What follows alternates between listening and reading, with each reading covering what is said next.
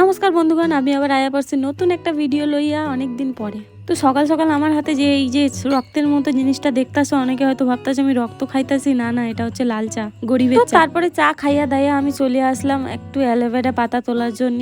আর কি সুন্দর লাগতাছে দেখো, অ্যালোভেরা গাছগুলো পুরো বর্ষা হইয়া একদম নতুন জীবন পাইছে জানো এরা। তারপরেই টকাস টকাস করিয়া কয়েকটা অ্যালোভেরা তুলে লইলাম আমি হাতে। তোমাদেরকে একটা কথা জিগাই, সেটা হলো আমার বাঙাল ভাষা কেমন লাগতাছে তোমাদের। দেখো, রূপ সস্তার লাগি সবচেয়ে ভালো জিনিস হচ্ছে এই অ্যালোভেরা। না, আর পারতাছি না আমি বাঙাল ভাষায় কথা কইতে, কারণ আমি সব ভুলে যাচ্ছি কি বলুম কি না বলুম। তাই আমার নিজের ভাষাতেই ফিরে আসলাম আবার। হ্যাঁ বলতে বাঙাল ভাষাটা আমার বেশ ভালো লাগে বলতে, একটু টানটা অন্যরকম না। তো সকাল হয়ে গেছে, আমি সকালে উঠে আগে চা খেয়ে নিয়েছি, তারপরে ওই অ্যালোভেরা তুলে আনলাম একটা কাজের জন্য। কাজটা তোমরা নিশ্চয়ই দেখবে। আর ওই দেখো, ওদিকে দেখো, ও এমনভাবে তাকিয়ে আছে মনে হচ্ছে ওই আমার সাথে ব্রাশ করে নেবে। তো এদিক ওদিক ঘুরে ঘাড়ে একদম ব্রাশটা সেরে নিলাম সকাল সকাল।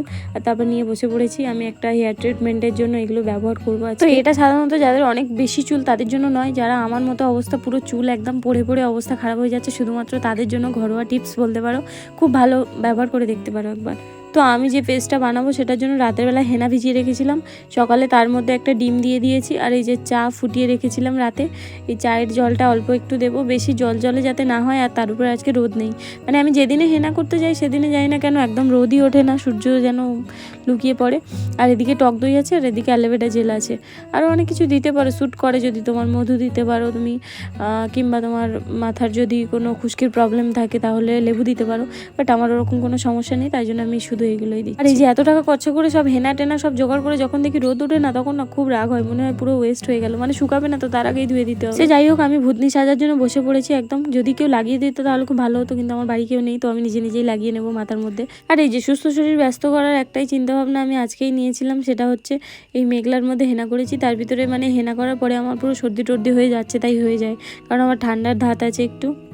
আর তারপরে হেনা টানা দিয়ে আমি ভাবছি যে আজকে কি রান্না করা যায়, ডিম না। আর লাস্ট আমি ঠিক করলাম আজকে মাছই রান্না করবো। আর একটা বাড়ি নিমন্ত্রণও আছে পাশে, তো সেখানে অনেকে খেতেও যাবে, 2-3 জন মতো।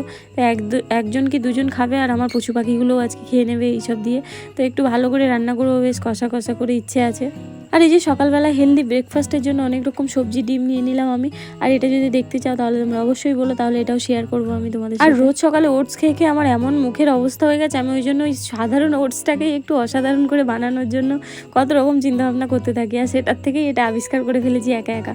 কি ভালো লাগছে না, খেতেও হেভি টেস্টি, মানে দেখতে যেরকম খেতে। আর যারা একদম সবজি খেতে পছন্দ করে না, ট্রাস্ট মি, এটা বুঝতেই পারবে না যে কি কি সবজি আছে, কোথায় আছে, কি গন্ধ, কিছুই বুঝতে পারবে না।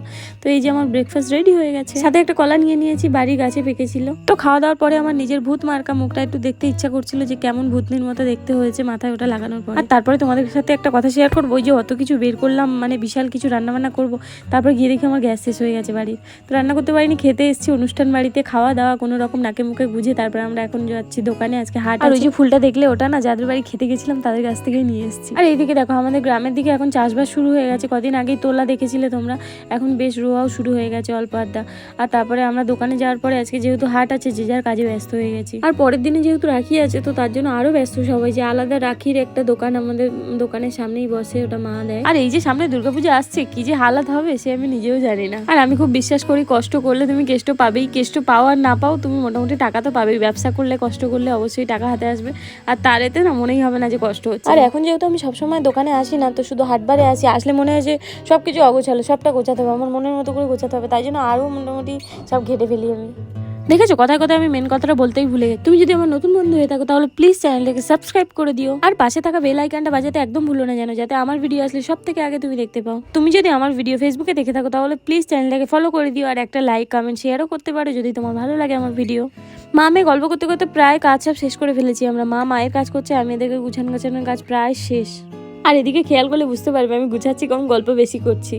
আর দোকানদারি করে করে আমার বেশ একটু খিদে পেয়ে গেছিলো, ওই জন্য মুড়ি খাচ্ছি বসে বসে আমি এখন। আর এই যে এই ক্লিপটা হচ্ছে তার পরের দিন নেওয়া, রাখির দিনে, মানে আমি রাখি পরাবো বলে রেডি সেডি হয়ে নিয়েছিলাম সকালে স্নান টান করে একদম। তো অনেকে হয়তো বলবে রাখি পরানোর জন্য রেডি সেডি হওয়ার কি আছে, আমার একটু রেডি সেডি হওয়ার আছে, কারণ মামাদের বাড়ি যাবো না ভাইকে রাখি পরাতে, ওই জন্য একটু ভালো করে রেডি তো হতেই হবে। তো হালকার উপরে পাতলা একটু সাজুগুজু করে নিলাম আমি, একেবারে মামাদের বাড়িতে গিয়ে দুই ভাইকে একসাথে রাখি পরিয়ে দেবো, আমার এরকমই প্ল্যান ছিল। তো গিয়ে দেখলাম আমার বোন রাখি বানাচ্ছে, তাও আবার ফুলের। আগে আমি ছোটবেলাতে ভাইয়ের হাতে এরকম ফুলের রাখি বানিয়ে দিতাম, কিন্তু এখন সত্যি বলতে অত সময়ও নেই। আর সকাল থেকে না খেয়েছিলাম রাখির জন্য, আর তারপরে নিয়ে চলে এসেছি রুটি একটু কিনে, আর বাড়ির গাছে কলা পেকেছিল, তোমাদেরকে দেখিয়েছিলাম আগেই, তো ওই জন্য রুটি আর কলা সকালের ব্রেকফাস্ট আজকে। আজকে। আর রুটি কলা খাওয়ার পরে আমি আলু সিদ্ধ ভাত বানিয়ে নিচ্ছি এখন, কারণ আজকে বাবা বাইরে খাবে আর মার আজকে উপোস, শনিবার দিন পুজো দেবে ঠাকুরের।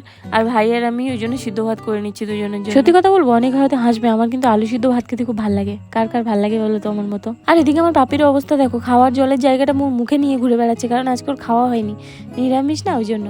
আর আমাদের বাড়ির বাগানের গাছে এতগুলো শশা হয়ে পুরো পেকেই যাচ্ছে, মানে তোলার লোক নেই।